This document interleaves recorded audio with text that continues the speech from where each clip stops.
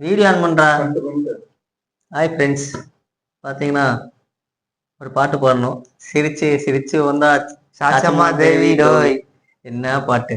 இன்னைக்கு கான்செப்ட்ல வந்துட்டு 24/7 ஷேடோவில் வந்துட்டு இந்த சாச்சனாக்கு ஒரு சாங் அந்த அவரோட அரியணையில உட்காரும் போது இதை ப்ளே பண்ணி இது பண்ணாங்க.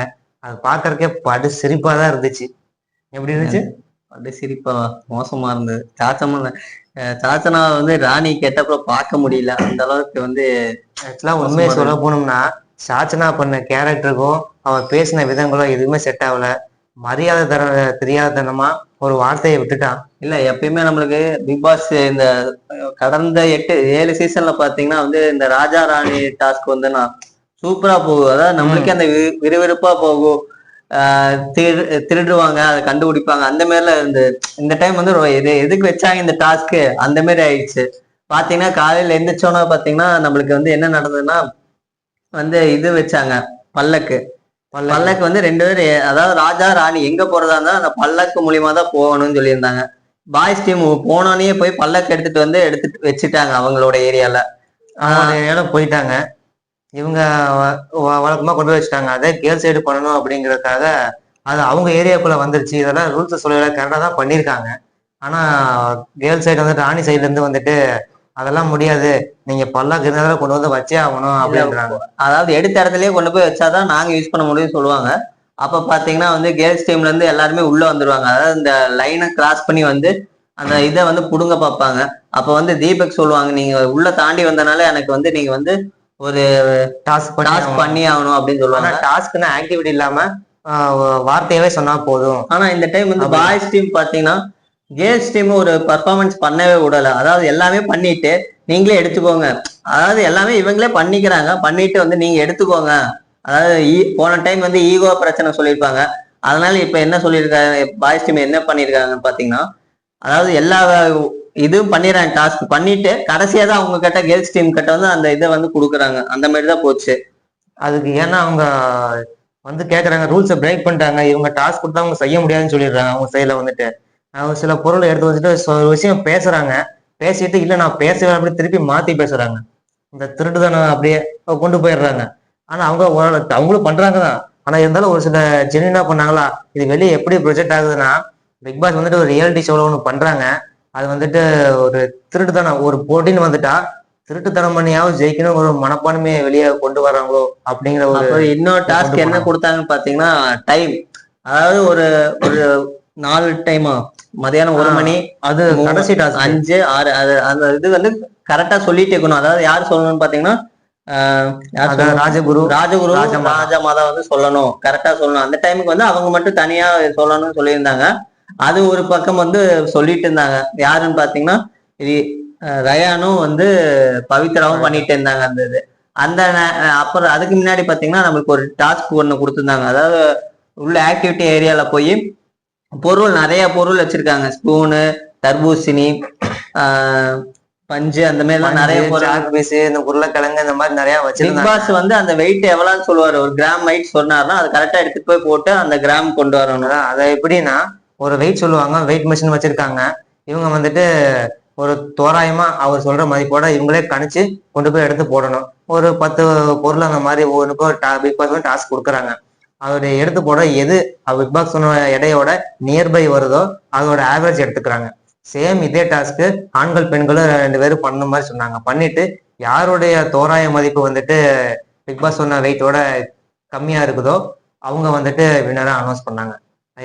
அதுல வந்து யாருமே வந்து ஈக்குவலா இல்ல, அந்த லெவலுக்கு வந்து கரெக்டா வைக்கல. பாய்ஸ் டீமும் கேர்ள்ஸ் டீமும் அதுல வந்து இல்ல, அது டைம்ல அது யாருக்குமே வைக்கல. அதனால விட்டுட்டாங்க. அந்த இது வந்து இது பண்ணி டைம்ல இதுல வந்துட்டு ஆண்கள் சைடு ஜெயிச்சிட்டாங்க. ஓகே, ஆண்கள் சைடு எந்த டாஸ்க் அந்த இதுல ஜெயிச்சுட்டு 3வது படி ஏறிட்டாங்க. 3வது படி ஏறிட்டாங்க. அதுக்கப்புறம் பாத்தீங்கன்னா இந்த டைமிங் கரெக்டா சொல்றதுல வந்து மறுபடியும் சமமா ஈக்குவலா என்னன்னா மறுபடியும் ஒரு டைம் சொல்லுவாங்க. அப்ப பாத்தீங்கன்னா பவித்ரா சொன்னது வந்து ஈக்குவல் கொஞ்சம் ஓரளவுக்கு மேட்ச் ஆகிற மாதிரி இருந்தனால கேர்ள்ஸ் டீம் ஜெயிச்சிருச்சுன்னு சொல்றாங்க. அப்ப வந்து ஒரு படி ஏறாங்க. ஆனா அதுக்குள்ள வந்து டாஸ்கையும் முடிச்சுட்டாங்க. பவித்ரா வந்து ஒரு ஸ்டெப் தான் எடுத்து வைப்பாங்க, டாஸ்க முடிச்சுட்டு இதோட வந்து ராஜா ராணி டாஸ்க் வந்து முடிஞ்சு கம்ப்ளீட் அப்படின்னு சொல்லி இந்த பிக் பாஸ்ல அவங்களுக்கே தெரியும் ரொம்ப ஒண்ணுமே சுவாரஸ்யமே இல்ல. எடுத்த உடனே ஒரு சின்ன விஷயம் பண்றாங்க, போய் சண்டை கட்டிக்கிறாங்க. அவங்க வந்து பிக் பாஸ் எடுத்தப்பே சொன்னது என்னன்னு பாத்தீங்கன்னா, இந்த இதை வந்து நீங்க சுவாரஸ்யமா கொண்டு போகணும். அதாவது அடுத்த நாட்டோட அந்த நகை, அவங்களோட பொக்கிஷம் இதெல்லாம் திருடணும், திருடி அதை ஒரு சுவாரஸ்யமா கொண்டு போங்க. அந்த மாதிரி நிறைய இது வந்து அப்பயே சொன்னாரு, ஒரு இன்டாட்டா சொல்லியிருந்தாரு. அதை வந்து இவங்க கரெக்டா ஃபாலோ பண்ணல.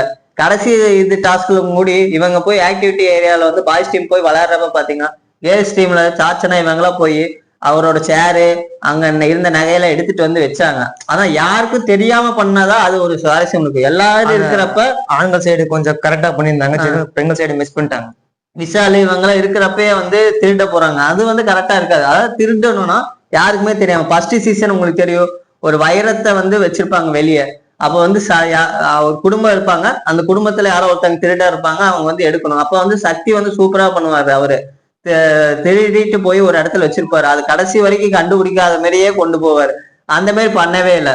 அப்ப என்னன்னு பாத்தீங்கன்னா ஒற்றன் ஒரு கேரக்டர் வந்து ரெண்டு டீம்லயும் எதுக்கு கொடுத்தாங்கன்னே தெரியல. ஜாக்லின் எதுக்கு கொடுத்தாங்கன்னே தெரியல. ஜாக்லின் வந்து அதுல வந்து ஒன்னும் சரியா செய்யல. ஆனா வந்து பாய்ஸ் டீம்ல சிவகுமார், அதாவது ஒற்றன் வந்து யாருக்கு தெரியாம நடிக்கணும்.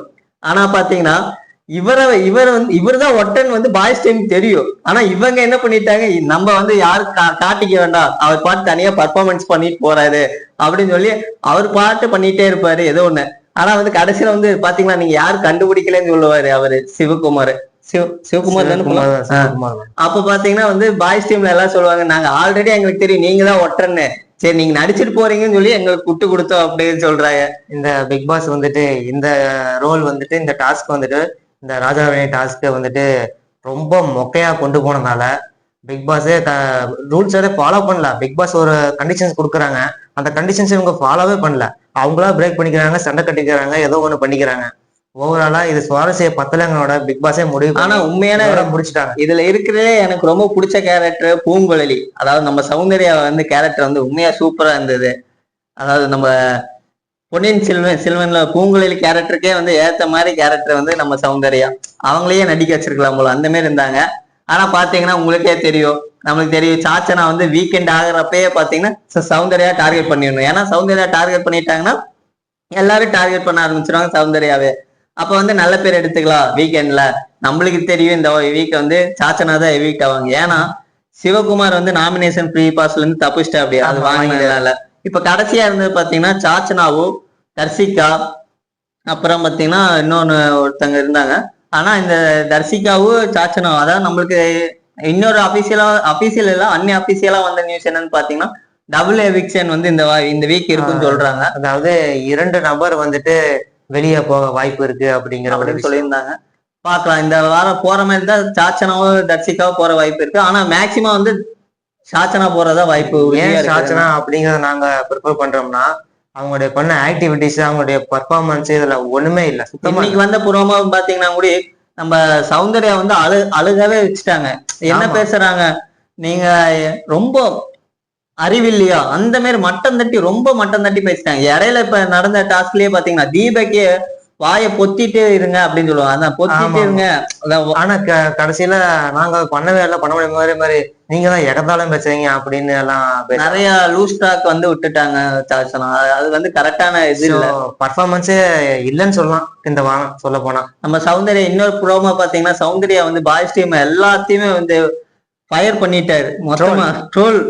அது விஷால வந்து நீ வந்து எல்லாத்தையும் பின்னாடி போய் தான் பேசுற அப்படின்னு சொல்லி போல்டா பேசுவாங்க. அது டாஸ்கா கூட இருக்கலாம். எனக்கு தெரிஞ்சு இந்த வாரம் வந்து விஜய் சேதுபதி வந்து சௌந்தர்யாவை பாராட்டணும். இல்ல நம்மளுக்கு தெரியும் எப்பயும் வந்து சௌந்தர்யா வந்து விஜய் சேதுபதி ஓட்டிட்டு தான் இருக்கிற, அப்படி அந்த மாதிரி தான் நடக்கிறா இல்லையா, ஓட்டுறதுக்குன்னே படைக்கப்பட்ட ஒரு இந்த இடத்துல கொண்டு வரப்பட்ட ஒரு கண்டஸ்டன்ட் அப்படிதான் நினைக்கிறேன். ஓகே ஃப்ரெண்ட்ஸ், இதுதான் இந்த வீக் ஃபுல்லா அப்படியே தான் நடந்தது. நம்மளுக்கு தெரிஞ்ச இந்த வீக் வந்து எனக்கு